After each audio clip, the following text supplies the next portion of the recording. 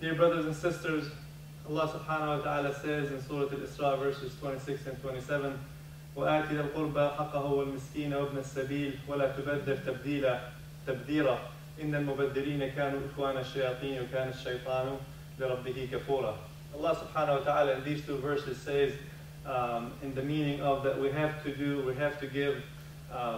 the deserving people what they deserve. We have to give the needy people what they need, and do not overspend. And Allah subhanahu wa ta'ala compares those who overspend and go and become wasteful of being the siblings of a shayateen. Also in Surah Al-A'raf verses 31, Allah subhanahu wa ta'ala says, يَا بَنِي آدَمْ خُذُوا زِينَتَكُمْ عِنْدَ كُلِّ مَسْجِدٍ وَكُولُوا وَاشْرَبُوا وَلَا تُسْرِفُوا إِنَّ اللَّهَ لَا يُحِبُّ الْمُسْرِفِينَ. Again, Allah subhanahu wa ta'ala emphasizes on the same point of, having to take care of what we need to do, eating and drinking, but at the end of the day, He says, do not overspend, do not waste, do not be wasteful. And with these two verses, or with these few verses in mind, we can't help but, kind of bring ourselves down to think about the concept of overspending and the concept of being wasteful.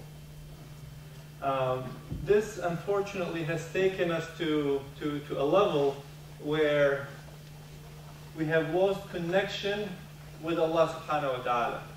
We have lost connection with our purpose in this life to reach our destination in the hereafter.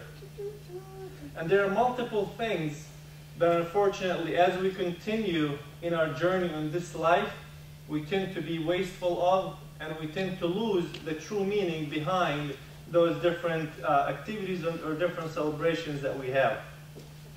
The first one is, the one that we've all seen, one that we've all attended at one point, and all we have participated in, which are the weddings.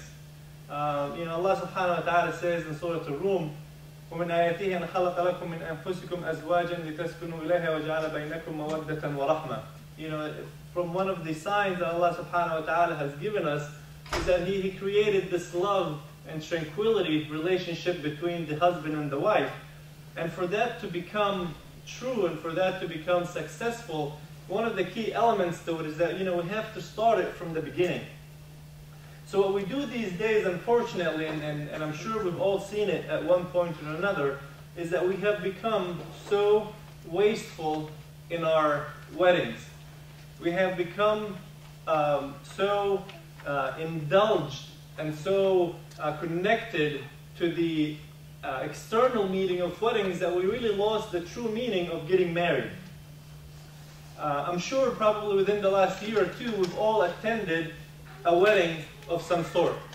We've all went to a wedding, whether it was a wedding of neighbors, friends, family members, somebody we knew, but we all went to a wedding, and we probably have all seen some signs of being wasteful, or some signs of just doing things just to show off. In our communities these days, we have our weddings on expenses that we cannot afford. We'll go and put a lot of our expenses on credit cards. We'll go and borrow money just so we can show off. I mean, if we really want to come down to it, let's look at the Sunnah. Let's look at how the Prophet ﷺ and the companions and the people that followed them, the righteous people, and how they followed on that path of getting married. They didn't have those fancy weddings. They didn't have the need to have the wedding in a huge hall, or have all of these nice little colorings that have to have the table matching the chairs, and have to have very single small details. And by the time we're done, we're spending 30 and 40 and 50, and sometimes you can go up in the hundreds of thousands of dollars for a wedding. Now, if you're spending that much money, if you're wasting that much money on the wedding, how do you expect Allah subhanahu wa ta'ala to put the blessing in your marriage? How do you expect Allah subhanahu wa ta'ala to bless the marriage of your children? Not only that, but we feel that if we don't do this, we're going to be losing respect. You know, people are going to look at, or people are going to come to your wedding and they're going to say, oh, look at where they did the wedding, or, you know, they only had the wedding at the masjid, or they had the, you know, the wedding at a small hall, and they didn't have this, and they didn't have that. And people will just continue talking about how bad that wedding was. So we have to outdo everybody else around us. If somebody had it in this nice hall, no, I have to have it in a bigger hall. You know, if they only had chicken for their dinner or their meal, no, I have to have steaks, and I have to have lobster, and I have to have, you know, 3 different salads, and dessert, and cake, and all those different things. But at the end of the day, we're pulling the blessings out of that wedding. And when you really think about it, if you know somebody who's getting married, if it's your sibling, if it's yourself, if it's your friend, if it's your neighbor, if, you know, if you're being invited to that wedding, you're going to that wedding to be happy for the people getting married. We're not going there for the food. Although it's nice, right? But we're not going there for the food. We're not going there to look at all these nice, pretty things. We're not going there to get the favors. We're not going, and if we are, then we're going for the wrong reasons. And sometimes we really can't blame the people who are planning their own weddings, because we are also guilty of being part of that. Because if they don't have the good food, guess what? We talk. The minute we leave the wedding, can you believe the type of food they have? Can you believe how their, you know, the covers looked, or how, you know, can you believe that they didn't have this, or can you believe they didn't have this? And we just keep talking on and on and on. So people will, you know, would want to pull themselves out of that situation and say, no, I don't want people to be talking bad about my wedding. And I guarantee you, no matter how well you plan a wedding, people will talk. There is no such thing as satisfying people. Another major mistake we have, we lose the prayers. Most of our weddings happen at night, and usually, since we have them in the spring and summertime, that's when Maghrib and prayer and Isha prayers are. And forget about having the prayers in your wedding. People just don't do it these days. They forget the concept of having at least a jama'ah prayer, let alone the bride and the groom not probably having prayed that whole day.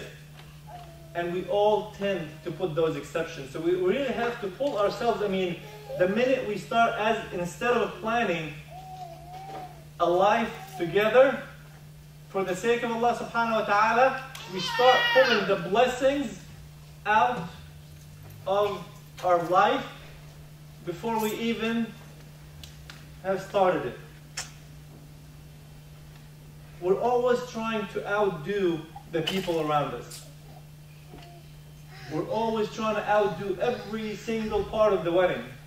Whether it's the invitation cards, whether it's the food, whether it's the, you know, the bride's outfit or the groom's outfit, or, you know, the family, or, you know, the table covers. We try to outdo everybody. And we have lost the single main purpose of us being there, us getting together. Celebrate and to follow the commands of Allah subhanahu wa ta'ala. And then we tend to fall under the assumption that we have to buy new clothes every time we go to a wedding. You know, some of us go to more weddings than others. Some people go to 4 or 5 weddings a year, and some people go to once a year. But every wedding you go to, we tend to buy a new suit, or I have to buy a new dress, and I have to buy a new shirt and a new tie, just because it's a wedding. And probably we never use, or we never wear those suits except for, you know, those occasions. We have come to the point where we lose realization, or we lose connection with the true purpose of those events. You know, aqiqah is another example of how we've become so wasteful in our lives, and we have really lost the true meaning of those celebrations and those events in our life. I'm sure we've probably all been to aqiqahs in the past year or two, and we've all seen how they were done. Simplicity does not exist in our dictionary anymore. You know, having the basic concept of aqiqah does not exist. It's not satisfactory anymore.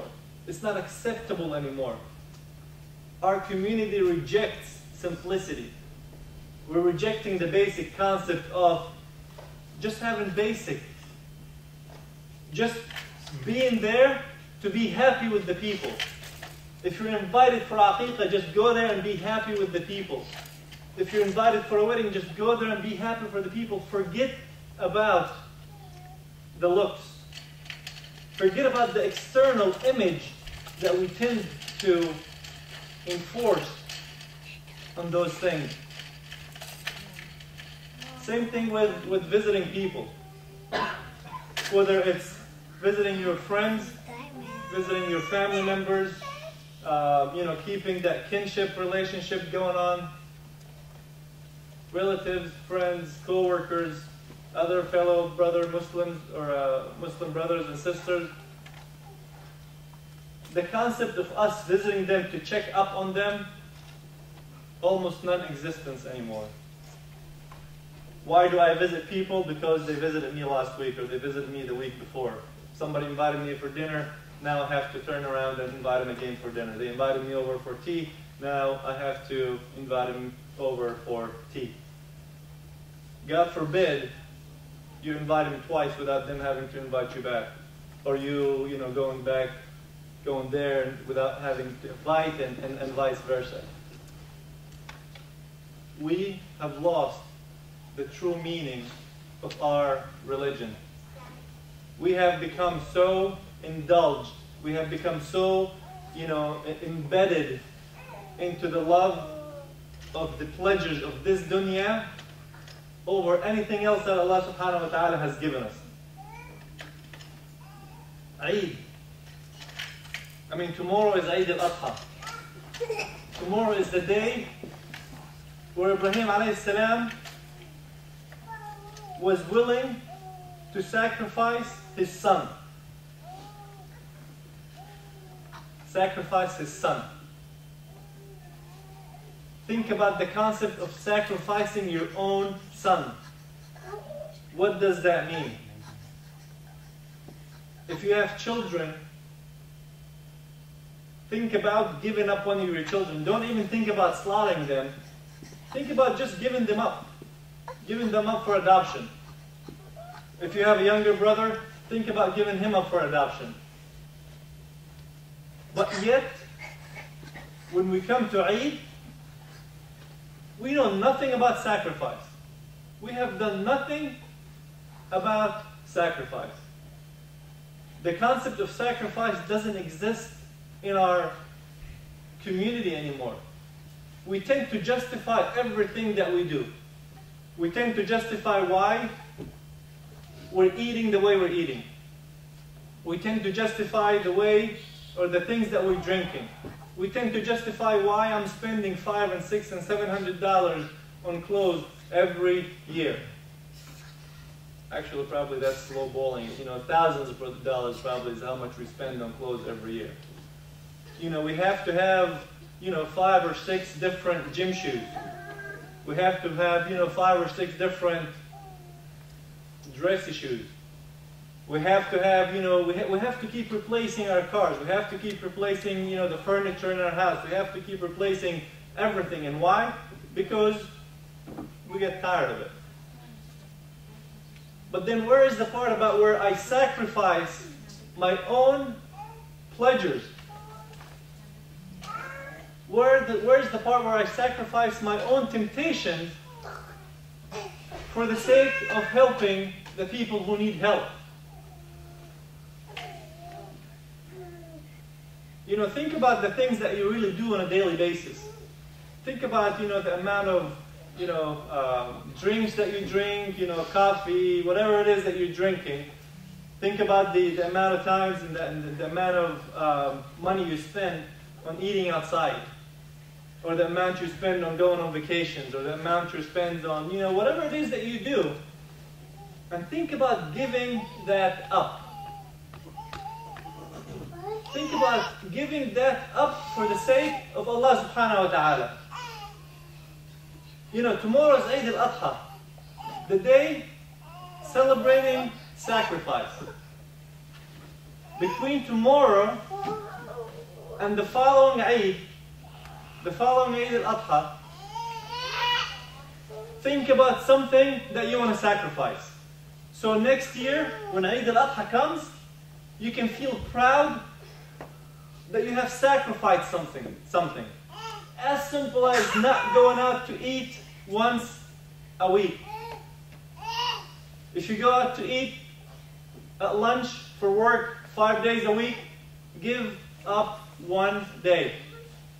And then take those $5 or $6 and say, Ya Allah, this is me sacrificing, and put it for a donation. Or do something good with it. If you buy 2 or 3 pairs of shoes a year, give one up. And see what it feels like to give something that is dear to you. Allah subhanahu wa ta'ala says, لَن تَنَالُوا الْبِرَّ حَتَّى تُنْفِقُوا مِمَّا تُحِبُّونَ. You will not reach that level of righteousness until you give from what you hold dear to your heart. Until you give from what you love. So what I love is different than what every person in this masjid loves. Even if it's food. We all love food, but my love for food is different than every person. So we all have different temptations. We all have different pleasures. I'm not going to ask you to become an angel in a day. No. We have to start small. Dear brothers and sisters, as I say, tomorrow marks a new day. Tomorrow marks a new beginning for us. We have to look at things that we love and put priorities next to each and single one of them. What can I give? And what can I leave? SubhanAllah, we have the tendency that every time Allah subhanahu wa ta'ala blesses us with an extra income or with more income, our spending on ourselves, increases exponentially. But then you look at that percentage of giving back or giving to the community, it's like it decreases. Our needs and our wants at a certain level will become constant. But yet, our income continues to increase. But our spending increases in the wrong path, or for the wrong reasons. And believe me, we will leave this masjid today justifying everything that we have. Justifying the cars that we drive, justifying the homes that we live in, justifying the amount of money we spend, justifying the clothes, justifying every single thing. And our minds are great at doing this. We have all justified everything that we've done. We're walking around, we see a new pair of shoes, we see a new car, a new house, a new something at the mall, or whatever it is that we're shopping. I deserve this. My whatever is too old, it's dusty, it's worn out, it's out of style, it's this or it's that. Or maybe I really need it because I did something good. But when it comes to doing something for the sake of Allah subhanahu wa ta'ala, we're great at justifying, but for the wrong reasons. They're really not needy, they really don't need it, they somebody else will help them, they put themselves into that situation, and the example just, the reasoning continues on and on. So if I want to leave you with one thing, is to look at what can you sacrifice between tomorrow and then the following Eid. No matter how big or how small, just make sure you stick with it. Make sure you pick something to where when we celebrate Eid next year, I can wake up on the day of Eid and say, Ya Allah, Alhamdulillah, I've made it this 1 year and I have sacrificed this. And believe me, that's going to be just the tip of the iceberg for the satisfaction that we're going to get. Because this will be the first step into even purifying our hearts even more.